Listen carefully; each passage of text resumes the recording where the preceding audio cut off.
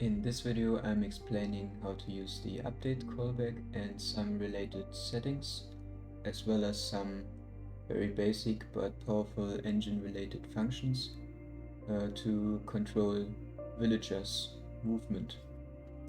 So let's start by attaching the engine to the game again.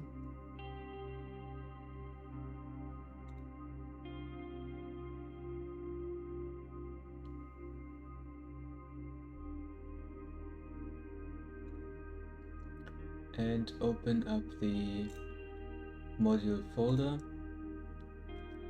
and let's create a new folder for this video. Let me call it villager underscore movement, and I create a new main Lua file with the same name, .main.lua, and then we can open this folder in Visual Studio Code.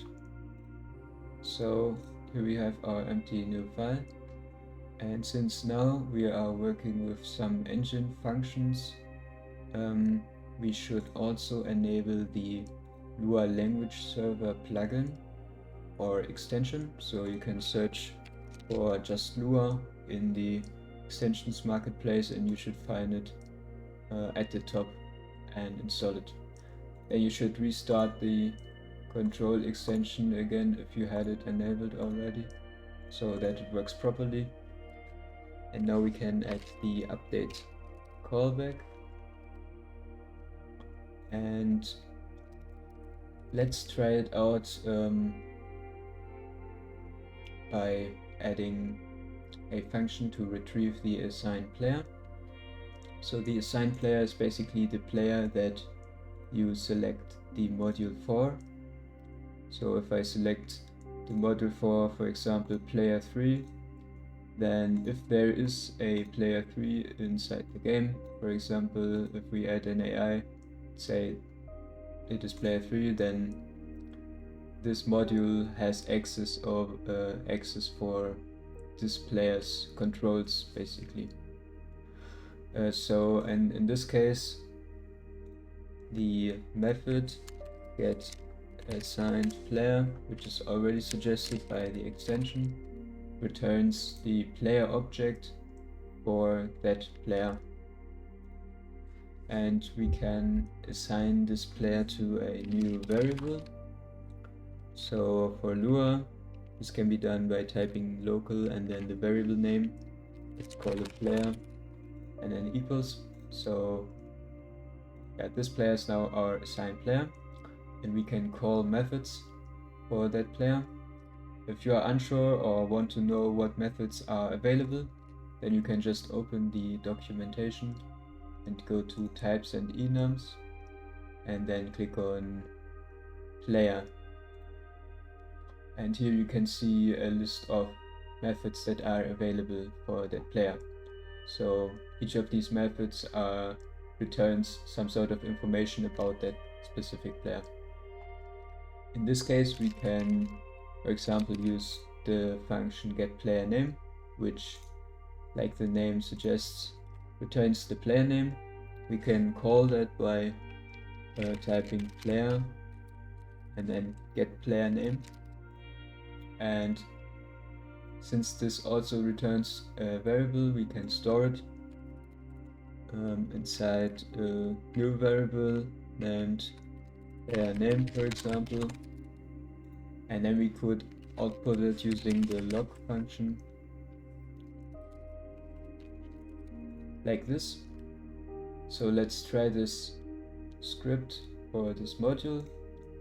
Go back into the game and I will assign it to player 1. Let's select our new module, villager movement, and player 1 is me in this case, so my name would be printed in the console. Let me open the console actually.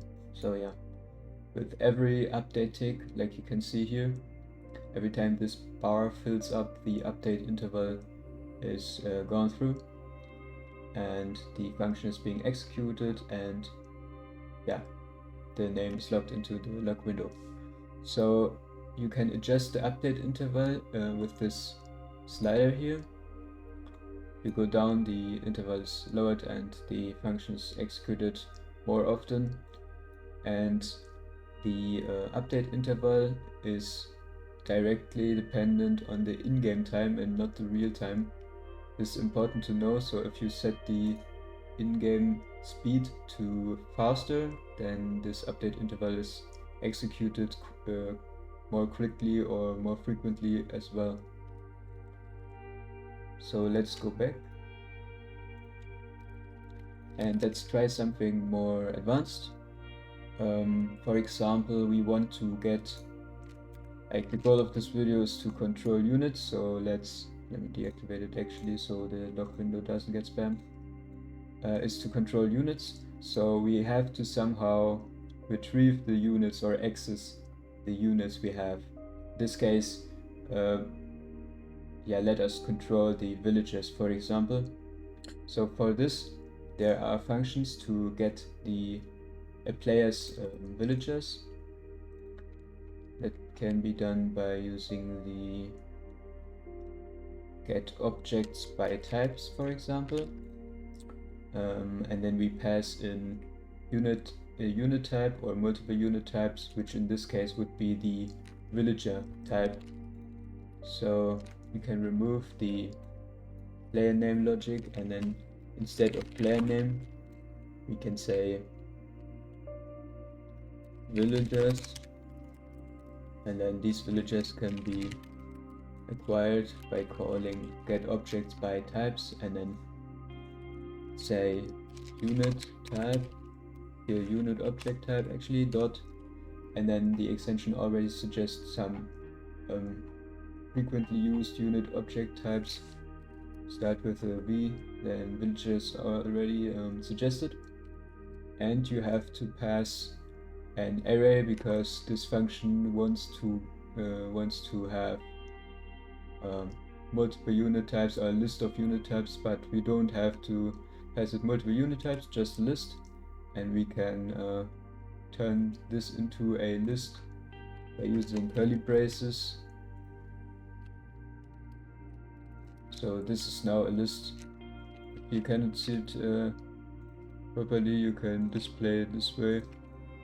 So basically we now have a list where we could add, for example, another unit object type like this, but we only want to retrieve villagers right now, so this is fine. And then we can print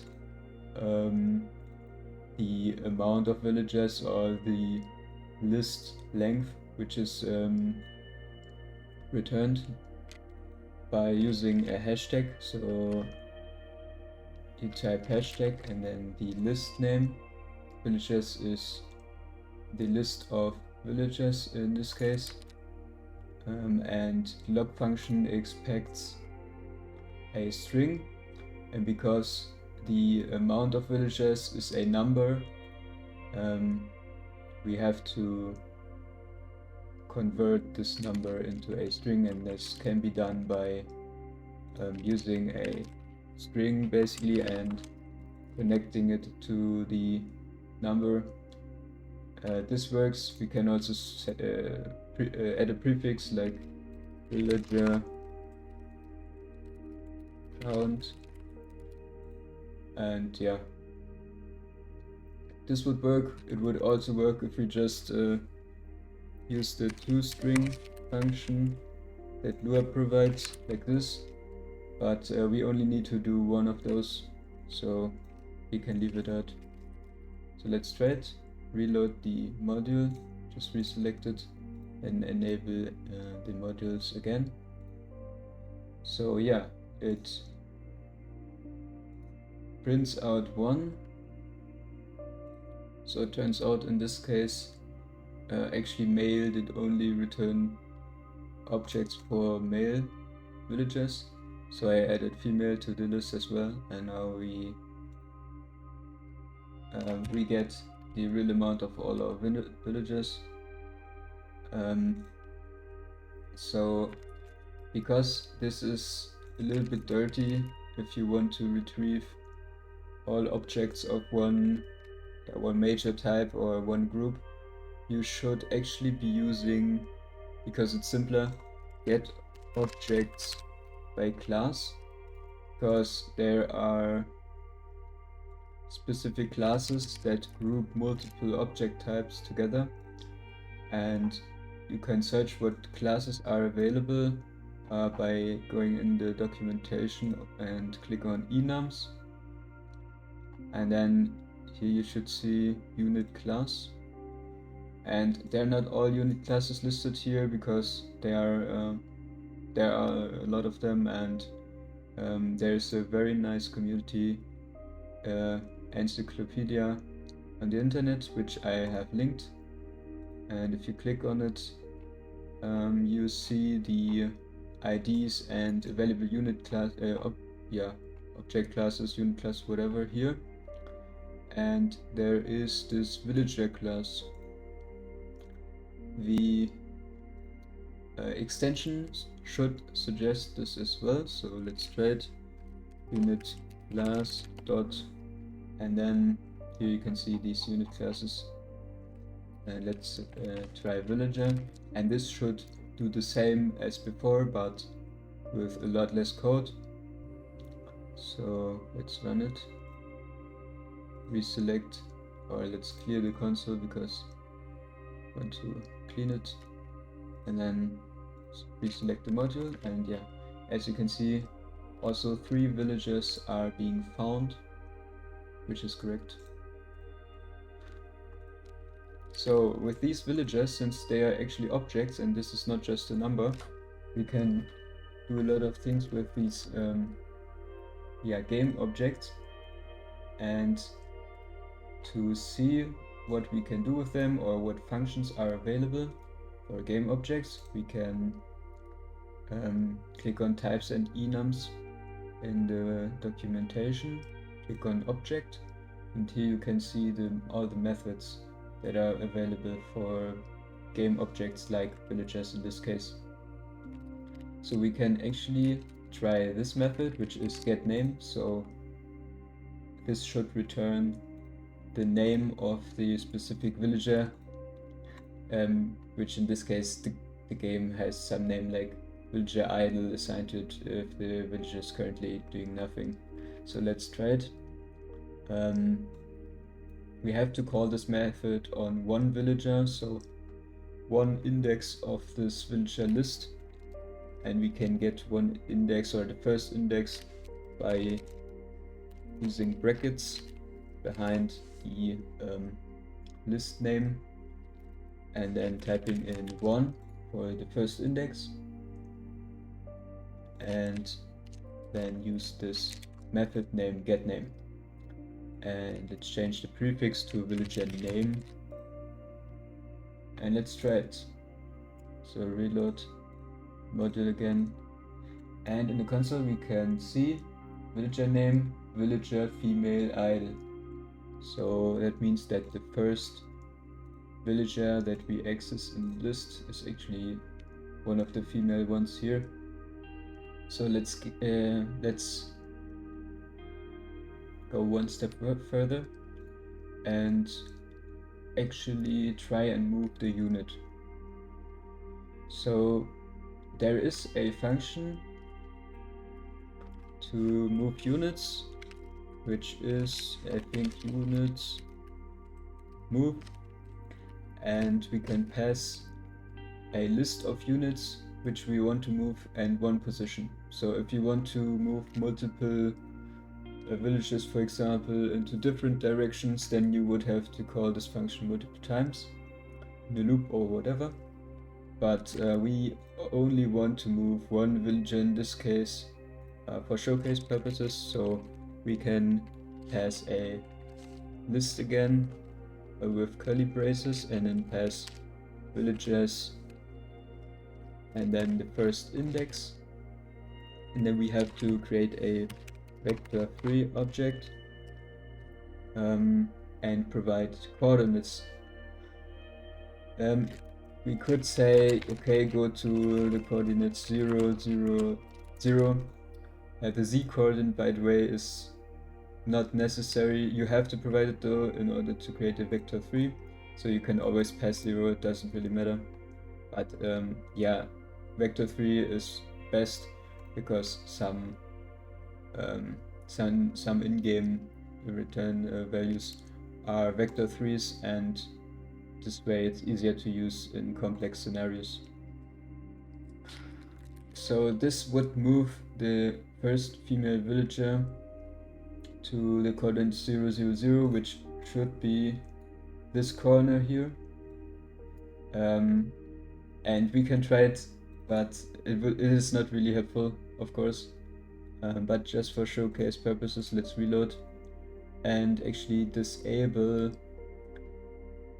auto move camera, because this would move our camera in here every tick. So let's enable it and see if it works. And as you can see, the villager started moving by itself, and there's a line drawn by command visualization. If we disable this, it's not drawn anymore, but that's what the setting is for. And as you can see, it visualizes that the villager is now traveling towards this point here. So I disabled this and just moved the villager back because I really wanted to move there, and it doesn't work because there's water anyways. And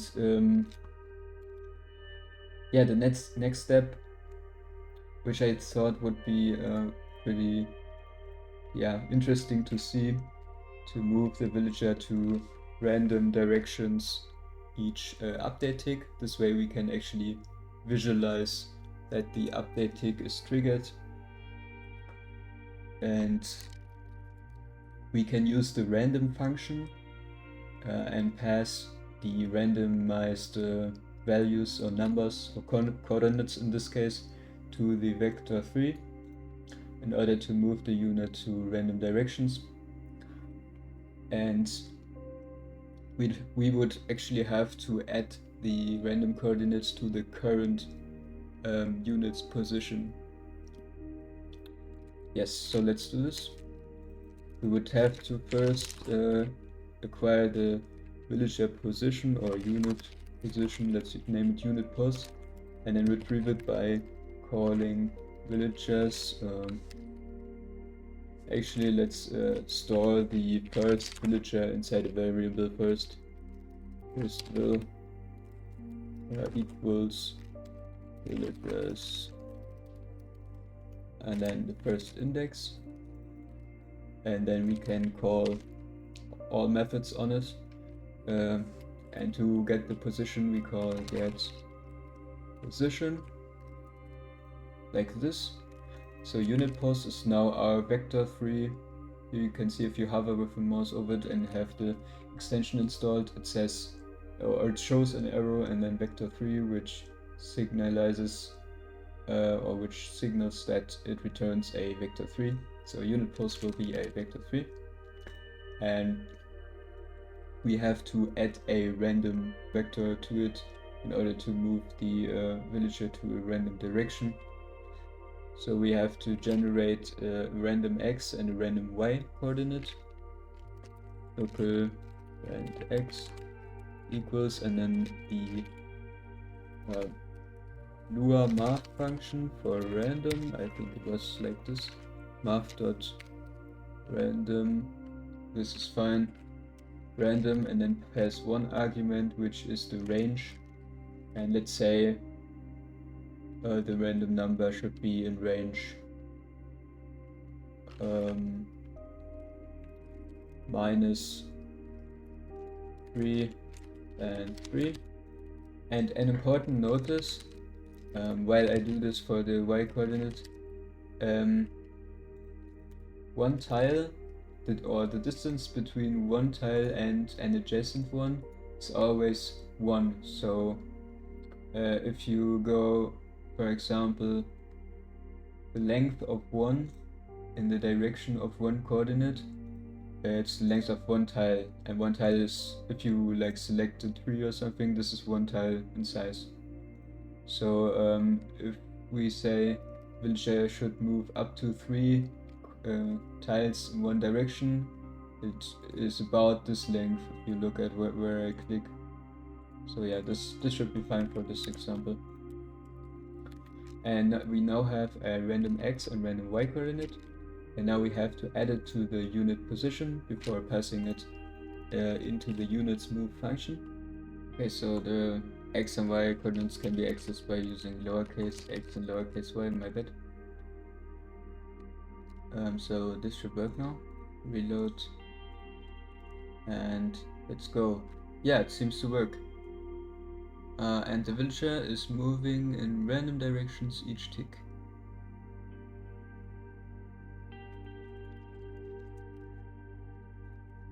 So, one last thing, which is very important to know,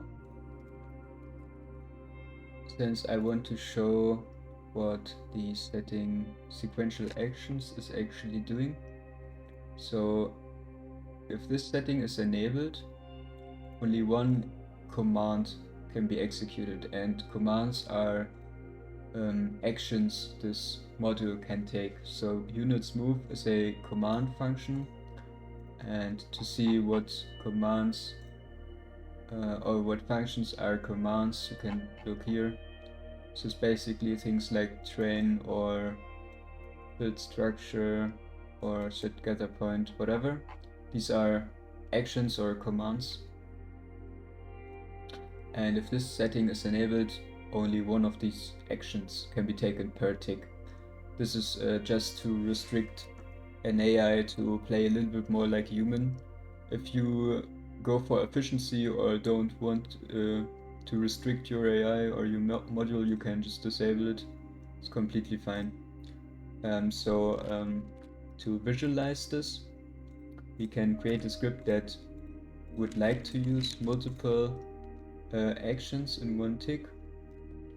And yeah, for this we can try to move each villager randomly each tick. So for example, if we use a for loop to iterate the villager array and call the move function for each villager, I think it's like this: villager in villagers, and then do, and then I think end. So we have to use the ipairs function to iterate the villagers array actually. First argument is always the index, which we don't need. The second is the value, so the villager in this case. You can just search up if you need something to know about Lua. You can like I search Lua iterate over table and then just looked inside the Lua documentation. So that's how you can do it as well. And this should work now. Let's try it. Reload the module and clear the console.